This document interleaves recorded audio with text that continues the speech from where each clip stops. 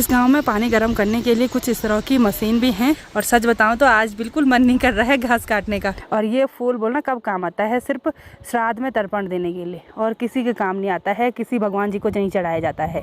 तो उसी गाँव में यही होता है, नेटवर्क भी नहीं और लाइट भी नहीं। और छोटे छोटे बच्चे भी देखिए घास की भारी लेके आ रहे हैं। और इधर साइड ना ठंडे में लोगों का आटा वही रहता है, थोड़ा चौलाई का, थोड़ा मंडवे का और थोड़ा गेहूं का। कहने को हम कहानी बोल रहे हैं, लेकिन ऐसा सच में हुआ है। 10 लोग एक पालेजी पे झपट गए तो वो मिट्टी हो गया सीधे, किसी ने खाया नहीं। सबसे पहले आप सभी को मेरा प्यार भरा नमस्ते। मेरा नाम है प्रियंका तिवारी और आप सभी का स्वागत है देवभूमि उत्तराखंड के केदार घाटी के आखिरी खूबसूरत गांव तोसी गांव से। सुबह के लगभग 8 बज रहे हैं। मौसम काफी सुहावना है, अच्छी सी तेज धूप खिली हुई है। और उसी के साथ जिन दीदी लोगों के घर पे हम रुके हुए थे, उन्होंने इस मंडवे की मंडाई कर ली है। अभी ये मंडवा बहुत ही ज्यादा गीला है, इसलिए इस तरह से फैला के रखा हुआ है। धूप से ये सूख जाएगा और फिर मंडवे के जो ये डंठल है ना, इनको अलग कर देंगे। कुछ इस तरह के डंठल खुद ब खुद अलग हो रखे हैं, लेकिन अभी ये बहुत गीले हैं। इन दीदी लोगों ने इस मंडवे की मंडाई सुबह सुबह कर ली थी, जब तक धूप भी नहीं निकली थी। धूप निकलने के बाद सीधे इस मंडवे को फैला दिया। तो आजकल ना बहुत ज्यादा काम होता है, एक तरफ से मंडवे की मंडाई, दूसरी तरफ से खेतों में घास काटना, तीसरी तरफ से राजमा भी पक गई। तो सारा काम एक साथ ही हो रहा है। और जेठो जी और भाई साहब लोग तो चले गए हैं फिर से घास काटने के लिए। मैं तो थोड़ा देर में उठी क्योंकि कल घास काट के ना हालत ही खराब होगी। इस हाथ में दर्द हो रहा है, आंखें भी ना जैसे देखे सूजी सूजी लग रही है। शायद इतनी आफत आई होगी, उतनी ज़्यादा भी नहीं आई थी, लेकिन हाथ में दर्द तो ज़रूर हो रहा है। और अभी चलते हैं इनके किचन में, नाश्ता वगैरह कर लेते हैं, फिर वो भी खेतों में जाएंगे। उनको भी डिस्टर्ब हो गया हमारी वजह से। तो हम आ गए हैं भाई साहब लोगों के किचन में और भाई साहब हैं अपने नाती के साथ आराम से। और आजकल भाई साहब ही देखते हैं हमेशा नाती को। और दीदी और बहू तो खेत में काम करने के लिए जाती हैं। और दिन की तैयारी भी हो गई है, देखिए दिन के लिए दाल बॉयल करने के लिए रख दी, फिर आसानी होती है, खेत से आए सीधे खाना बना दिया। और ये देखिए प्यार हो रहा बहुत नाती को। हेलो नाती, नाम तो मैंने पूछा ही नहीं। आरुष। आरुष। और दादाजी का नाम तो कुछ और ही रखा हुआ है, गौरी शंकर नाम रखा हुआ है दादाजी ने, मुझे पहले पता था। चलिए जी, यहाँ पे बैठ के पहाड़ी स्पेशल नाश्ता करते हैं। और आज के नाश्ते में है ये मंडवे की रोटी, उसके साथ हरी सब्जी है और उसके साथ दही है। मंडवे की बालों से दाने अलग करने के लिए भी काफ़ी मेहनत करनी पड़ती है। एक बार इस मंडवे की मंडाई करने के बाद पूरे छत में फैलाया, उसके बाद दीदी जी इसको फिर से पलटा रही है कि अच्छी तरह से दोनों साइड से सूख जाए। यहाँ नीचे दूसरे वाले घर में देखिए मंडवे के दाने सुखाने के लिए रखे हुए हैं उस तिरपाल में। और काफी लंबी प्रोसेस के बाद ये दाने प्राप्त होते हैं। दीदी और बहू तो खेतों में काम करने के लिए चली गई हैं और यहाँ घर पे भाई साहब हैं अपने नाती के साथ, और साथ में उनकी खाना बनाने की ड्यूटी भी है। अब मेरी भी तैयारी हो गई है जेठो जी के खेतों में जाने की। और सच बताऊं तो आज बिल्कुल मन नहीं कर रहा है घास काटने का, लेकिन फिर भी जाना तो पड़ेगा ही। जेठो जी की थोड़ा सा हेल्प तो करनी ही पड़ेगी। गांव में जितने भी पुराने ज़माने के मकान हैं, उनकी चिनाई कुछ इस तरह से पत्थरों से करी रहती है। और मसाले के रूप में ये चिकनी मिट्टी यूज होती थी, जिससे एक पत्थर दूसरे पत्थर से अच्छी तरह से मिला रहे। और ये देखिए यहाँ ऊपर एक लंबी सी लकड़ी लगा रखी है और पीछे की दीवार पे ना मिट्टी लगा रखी है ना प्लास्टर किया हुआ है, इसलिए ये दीवार पूरी ऐसी की ऐसी दिखाई दे रही है। और पहले के ज़माने की चिनाई देखिए कितनी सुंदर हो रखी रहती थी। पहले इन पत्थरों को ना बिल्कुल नाप से इस तरह से काटना पड़ता था, कटर मशीन भी नहीं होती थी, हथौड़ी की मदद से काटना पड़ता था। तो ये देखिए कुछ इस तरह का काम होता था पहले के ज़माने में। इस गांव में पानी गर्म करने के लिए कुछ इस तरह की मशीन भी हैं, धूप से पानी गर्म होता है। और उन सासू जी ने देखिए वो पतीला वहाँ पे रख दिया है, छतरी का मुँह धूप की तरफ कर दिया है, और कुछ टाइम के बाद वो पानी बहुत गर्म हो जाएगा। तो ऐसे पानी गर्म करने की मशीनें ना ये आपदा के टाइम पे मिली थी। सीधे धूप की किरणें उस प्लेट पे पड़ती हैं और फिर वो पानी गर्म हो जाता है। तो काफ़ी अच्छा भी है, क्योंकि लाइट वगैरह यहाँ पे प्रॉपर रहती भी नहीं है और सुबह से भी लाइट नहीं है और मेरा मोबाइल भी ढंग से चार्ज नहीं है। रात को मैंने माइक वगैरह चार्ज करने के लिए रखे हुए थे और अब पता नहीं क्या होगा, जल्दी मोबाइल स्विच ऑफ हो जाना है, क्योंकि यहाँ ठंडी ठंडी हवा दिन भर चलती रहती है। मोबाइल की बैटरी भी उतनी नहीं चलती है। तो जिस खेत में जेठो जी काम कर रहे हैं उस खेत में जाने के लिए ये वाला रास्ता है, लेकिन मैं लॉन्ग वाले रास्ते से जाऊंगी और आपको ऊपर माता रानी के दर्शन कराऊंगी। हर किसी के गांव में एक मंदिर जरूर होता है, चाहे वो शिव के किसी रूप का हो, नारायण भगवान के किसी रूप का हो, चाहे माता रानी के किसी रूप का हो। तो यहाँ तोसी गाँव में माता रानी के चंडिका रूप का मंदिर है, तो वहाँ पर चलते हैं। मैं भी दर्शन कर लूँगी और आपको भी दर्शन करा देंगे। तो नवरात्रि में इस मंदिर में काफ़ी धूमधाम देखने को मिलती है और काफ़ी सजावट करी रहती है। यहीं बगल पे एक बड़ा सा हॉल भी बन रखा है, यहाँ पे खाना पीना सब चीज़ बनता है। तो मंदिर में चलते हैं जय हो माता रानी जी की। और कपाट तो अभी बंद हैं। तो सबसे ऊपर है माता रानी जी का मंदिर और माता रानी जी के प्रांगण से नीचे ये जितने भी खेत दिखाई दे रहे हैं ये जठोजी लोगों के हैं और इनमें सिर्फ हल लगा रखा था। और ये देखिए यहाँ तो सिर्फ खरपतवारी हो रखा है, ऐसा लग रहा है जैसे फूलों की खेती कर रखी होगी। ये बुगलू का फूल है, इतना सारा फूल हो रखा है देखिए वाइट कलर का। और ये फूल बोलना कब काम आता है, सिर्फ श्राद्ध में तर्पण देने के लिए और किसी के काम नहीं आता है, किसी भगवान जी को नहीं चढ़ाया जाता है। तो इतना सारा हो रखा है और इसके अंदर घास भी है ना, लेकिन ये घास कैसे काटनी क्योंकि बुगला इतना ज़्यादा है। नीचे नीचे तो हमने 2 खेतों की घास काट ली। और ये जठोजी का लोगों का छोटा सा घर और सेब के भी पेड़ काफ़ी हैं और यहाँ पे ना ठंडी ठंडी हवा चल रही है। चलिए जी, मैं खेत में आ गई हूँ और जठोजी ने काफ़ी सारी घास काट ली है आज। जठोजी आज हाथ लग रहा है? जठोजी के हाथ पे भी दर्द हो रहा है बोला। और इस घास को काटने में तो आफत ही आ जाती है। अभी ना इतना इतना इतना यहाँ और ये देखिए किस तरह से घास उलझी हुई है इस भांग के पौधों के बीच में। बहुत सारे लोग समझ रहे होंगे कि ये भांग के पौधे हमने बो रखे हैं, ऐसा कुछ भी नहीं है। इनके बीज झड़ जाते हैं, दूसरे साल अपने आप उग जाते हैं। लगातार 2.5-3 घंटे हमने इस खेत में काम किया और अब जाके मैं फ़ोन को पकड़ रही हूँ और हमने इतनी सारी घास को काट दिया है। घास काटते टाइम ये भांग के पौधे ना बहुत ही ज़्यादा डिस्टर्ब कर रहे हैं।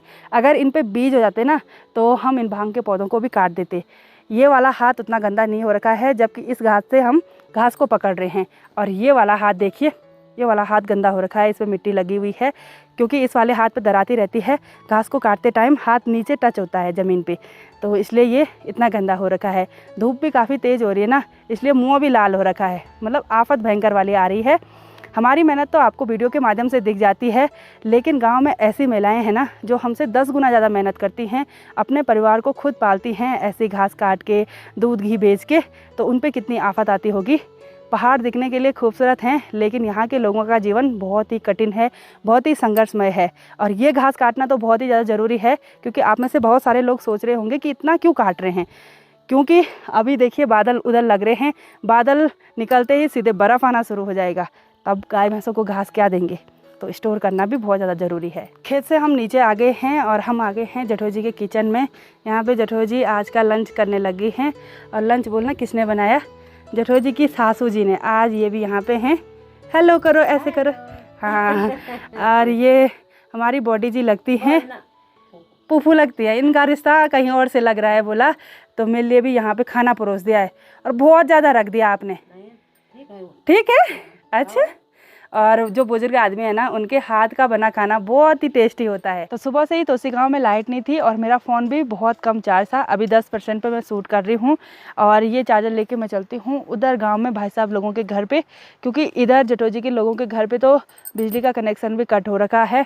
तो वहाँ चलते हैं, देखते हैं लाइट आई कि नहीं आई। अगर नहीं आई होगी तो ब्लॉगिंग नहीं हो पाएगी, अगर आ गई होगी तो ब्लॉगिंग हो जाएगी।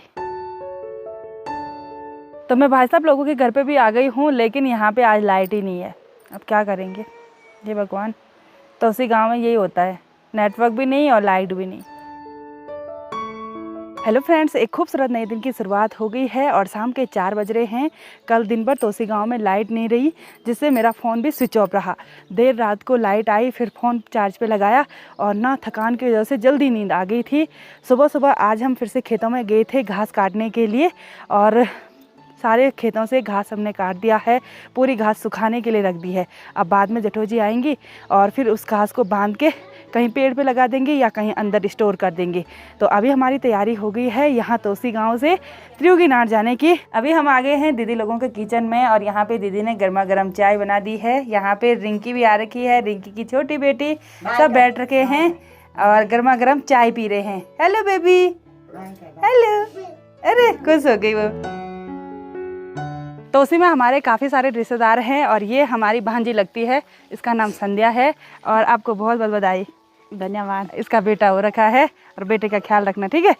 और ये है दीदी जी जिन्होंने हमको 2-3 दिन खाना खिलाया, तो आपके लिए भी धन्यवाद। और आप त्रियुगीनार चलो। चलो नहीं यार, आज नहीं चलना है बोला। इनके हस्बैंड जी त्रियुगीनार में ही रहते हैं, इनका होटल है हमारे होटल के बगल पे, आना जरूर। हाँ भाई साहब अपने पुराने वाले घर को देख के आ रहे हैं और वहाँ पे मधुमक्खी का छत्ता है, निकाल दी शायद। अभी 1 महीने बाद निकालेंगे, तब हमको भी देना है। हाँ, और छोटे छोटे बच्चे भी देखिए घास की भारी लेके आ रहे हैं। ए छोटी, ए नानी, मुकड़ी देखो, ए ये देखो, क्या नूची तेरू? गोली नाम है इसका। यहाँ इस बड़े से खेत पे देखिए चौलाई की खेती करी हुई है और अभी ये चौलाई पका नहीं है। अभी देखिए ये हरे हरे लग रहे हैं, पकने के बाद ये बिल्कुल पीला पीला लाल लाल कलर का हो जाता है। और चौलाई के आटे की रोटी ना बहुत ही टेस्टी होती है। जैसे चौलाई का आटा गूंथते हैं ना तो उस पर तेल निकलना शुरू हो जाता है, तो बहुत ही टेस्टी होता है। मंडवे के साथ मिला के लोग चौलाई का आटा भी खाते हैं। और इधर साइड ना ठंडे में लोगों का आटा वही रहता है, थोड़ा चौलाई का, थोड़ा मंडवे का और थोड़ा गेहूं का। बहुत ही टेस्टी रोटियां बनती हैं और पूरी तो गजब की बनती हैं।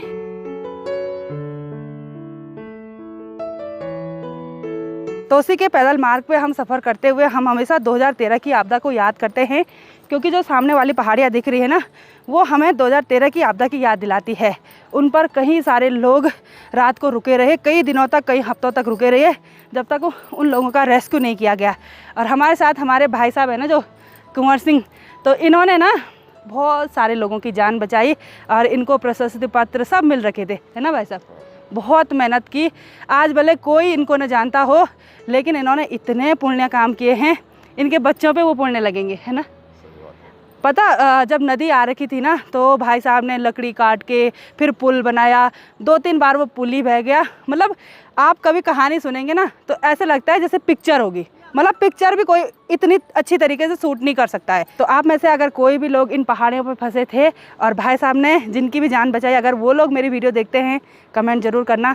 हो सकता है काफ़ी सारे लोग हो सकते हैं ऐसे भी, बहुत नज़दीकी लोग भी बहुत थे हमारे। हाँ, नज़दीकी लोग भी थे, लेकिन यात्री लोग भी थे। नज़दीकी गाँव के तो बहुत सारे, पता नहीं कितने बचाइए, लेकिन यात्री लोग भी थे जो उस टाइम इस आपदा का शिकार हुए थे, जिन्होंने अपने परिवार को खोया। तो कहने को ऐसे बोलते हैं ना लोग, काफ़ी सारे लोग बोलते हैं केदारनाथ में लूट मच रखी है, ऐसा होगा ही, ऐसा कुछ भी नहीं है। ऐसा मत बोलिए, हर किसी की जान अमूल्य होती है ना भाई साहब? हाँ, जो गलत करेगा उसके साथ गलत होगा, लेकिन गेहूं के साथ कभी कभी घुन भी पिस जाता है ना?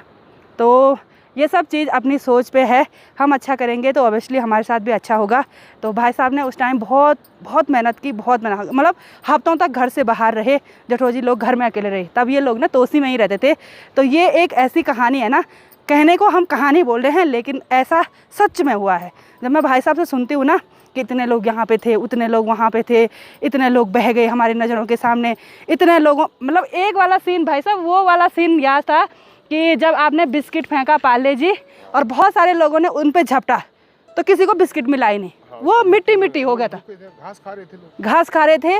और जब एक पाले जी जैसे ऐसे नदी के उधर साइड फेंका ना तो लोगों ने इतनी ज़ोर से झपटा उस पर, 10 लोग एक पाले जी पे झपट गए तो वो मिट्टी हो गया सीधे, किसी ने खाया ही नहीं। मतलब इतनी भूखमरी थी, सोचो आप जैसे कैसे हुआ होगा, है ना?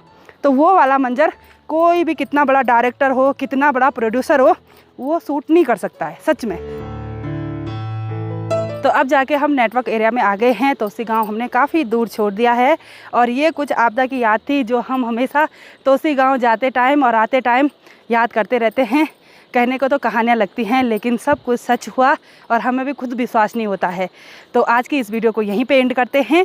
आई होप आपको वीडियो पसंद आई होगी। वीडियो पसंद आए उसको लाइक कीजिए, कमेंट कीजिए और अपने दोस्तों के साथ शेयर कीजिए। मैं प्रियंका योगी तिवारी मिलती हूँ आपको अपनी अगली नई वीडियो में। तब तक के लिए जय देवभूमि उत्तराखंड।